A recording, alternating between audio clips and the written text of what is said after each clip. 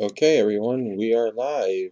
Um, this is the first time I'm using an OBS, an actual OBS, so bear with me while I'm get my bearings on this because I'm not used to this.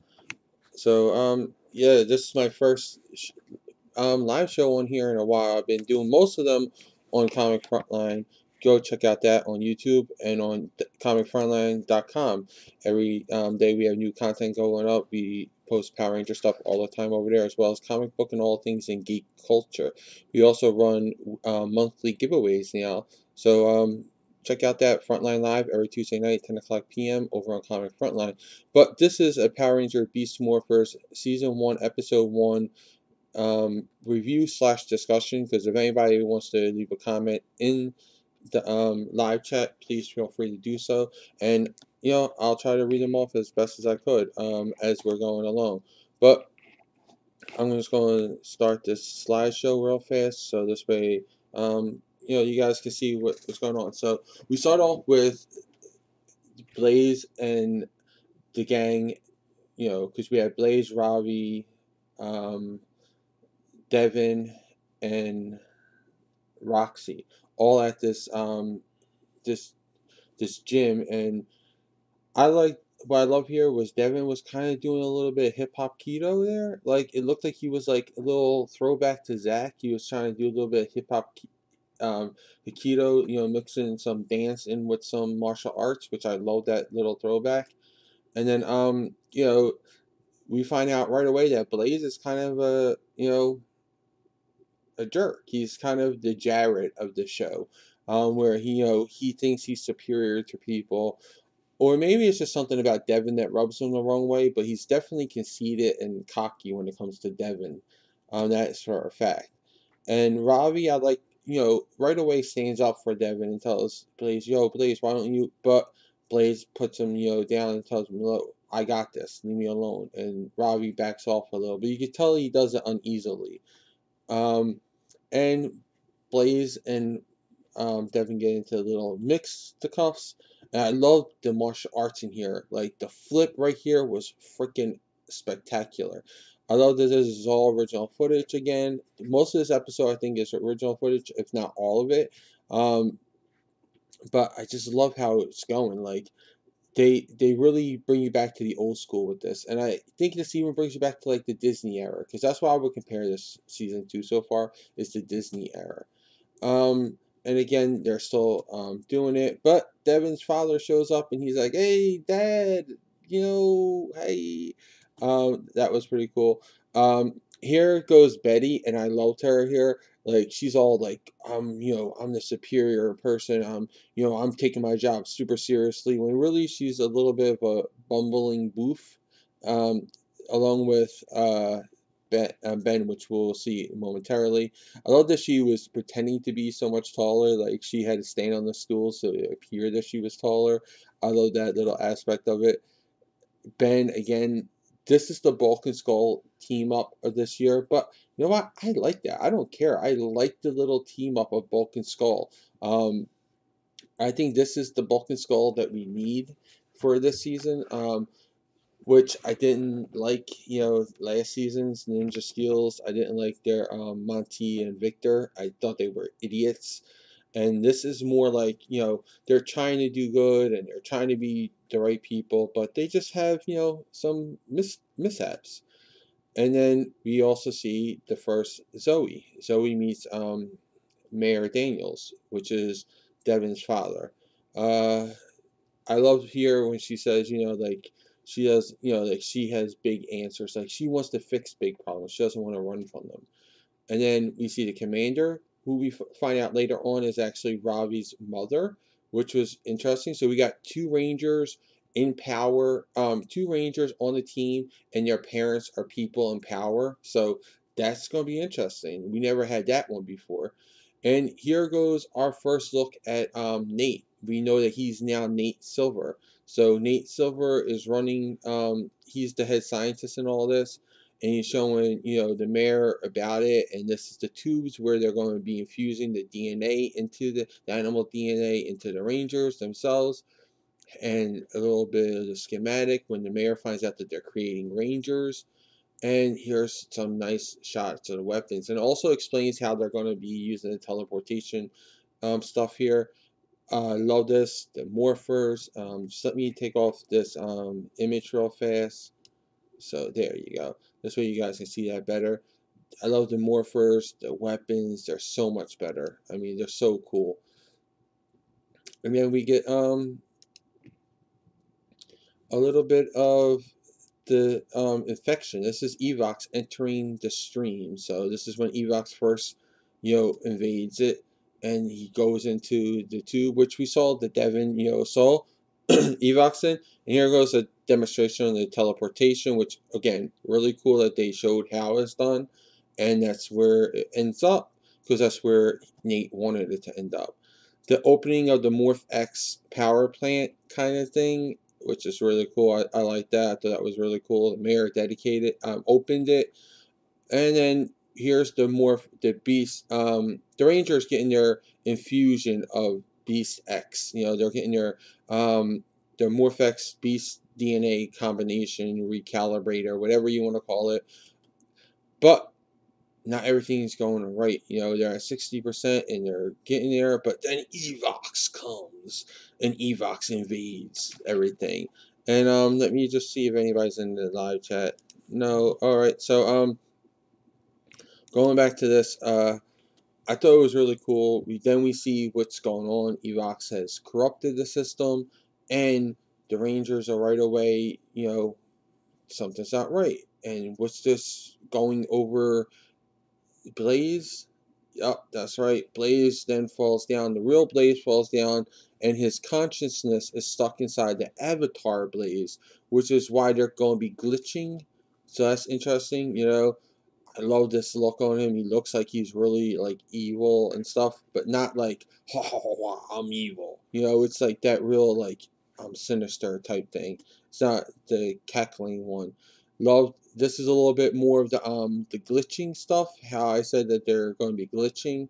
That's a little bit of it when he puts on his helmet, and then he decides he's going to blast some guards. So, Blaze right away goes right into full effect, and we see that uh, Zoe and Devin, which right away I'm glad that I know these characters' names this fast, because Ninja Steel was like a chore to remember their names almost. Like it was kind of a chore to remember everybody's name. But here I think I got all their names like right away. So that's a good thing in the storytelling, that they didn't make it a chore for me to get their names. But anyway, so we have Devin and Zoe, and they're talking, they're introducing each other. She says she works at laundry. He says he broke into it after he was kicked out, and they're running into it.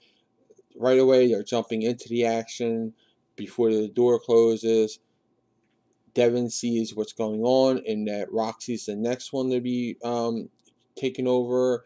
And as you see, she's being changed, she's being possessed. And then right before Robbie does, Devin decides he's going to stop that. He blasts it, so he saves Robbie. And then Zoe goes into action, and she tries to help out. So again, really love this movement. I think it's really nice. I think it was really well done. Um, the action here was all really well done, so I love that. I thought that was really, again, well done. But then we got Blaze, the man, again teleporting his sword in. I love this shot. This was a perfect shot. Like the filming, the shooting on this, the videography is great. And then we have Ravi, who was previously, we find out, in a relationship with Roxy. Ravi finds her and is like upset about it because he broke up with her before they were set to become Rangers. Because you shouldn't date a Ranger, shouldn't date another Ranger. So, oh man, this was such a nice scene right here where Devin and Ravi team up, and they double kick Blaze, which was again really sweet shot. We got he's not, just the guy in the room, so he's not just a scientist. So Nate is sneaking around. He sees them taken the three Rangers, and Roxy has them in her thrall, in her vine grips, and she has them throwing them up into the machine, get ready to take them, and there goes Nate. He blasts it, saves them, and then he right away gets them to morph. And the Rangers are going to become Rangers now. These teams are going to become Rangers, and they're surprised that they're Rangers. Especially Devin and Zoe. They had this exchange back and forth about you're a Ranger, you're a Ranger. And then they go right into their beast powers, which I love the effect for Cheetah. I thought that was a really great beast power effect. You know, it shows the digital and it shows the animalistic side, so I like that. And then Zoe I thought could have been a little bit better, like maybe some like the echo effect, like what they did with um Devin. But then you get again Ravi with the arms and the digital coding on the muscles as it's growing. I love that. That was a really nice touch. And then the Rangers decided to teleport it using these three by triangulating the signal in the three transporters, and they transport them away. But it's like leaves a big dent in it, so like that was like a big concern to me. I love the little slow motion of the removing of the helmets. That was a nice, cool touch that they did.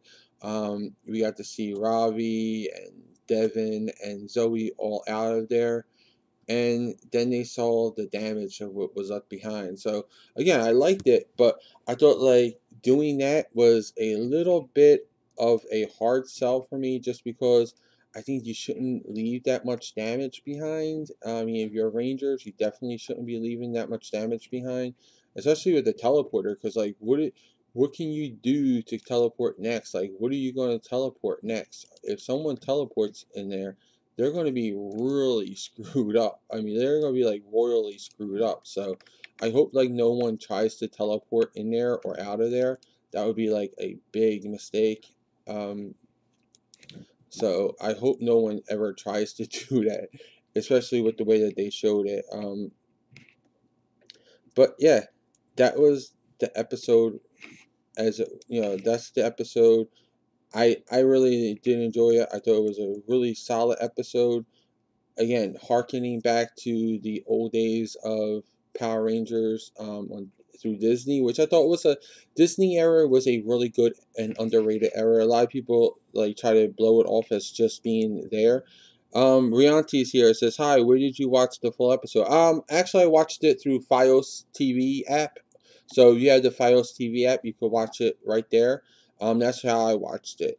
Um, which is basically watching it on live TV. So I watched it at 8 o'clock this morning, but I had to get some images and all that done. So, yeah, but I thought it was a really solid, strong episode. I thought goes back to again the Disney days when they had solid, good episodes. There is some comedy in there. There's some fun stuff in there, but all the while there's still some serious undertones to it. So I don't think that this is going to be the super serious Power Rangers that a lot of people want, but I think this is the Power Rangers that we should have, because you want a Power Rangers that's open for all generations and everyone to watch, both the old and the new audience. But at the same time, you don't want it to be overly kidified or overly dramatic. So I think this is the nice medium so far with this. So this episode so far had me really anticipating more. I want more of the season. I want to see what more of it is coming. What these Rangers are going to do from here on out. What their roles are going to be. How Nate gets his powers. I want to see more of Ben and Betty, which is something I never said about Victor and Monty. I want to see less of them last year, but this year I want to see more Betty and Ben. I want to see more of them, which I love because Bulk and Skull were always fun, and I think these two can be fun. So my rating for this is going to be 4.25 power bolts. So out of 5 power bolts, I'm giving this 4.25 power bolts, which means it's a really good show, but it's not a perfect one. So if you're looking for an advice on if you should watch it or not, I say give it a shot because I thought it was a really well done premiere to it so far. Um, But yeah, I'm going to try to do these each and every week. Tonight at 10 o'clock p.m. Eastern Time, Kat and I are going to be live on Media Madness on Comic Frontline over youtube.com/Comic Frontline. Check us out tonight, 10 o'clock p.m. Eastern Time. We're going to be doing a commentary on the episode. I've watched it. I don't know if Kat has watched it yet, but we are going to be commentating on that episode, and we're going to be telling you our thoughts and opinions.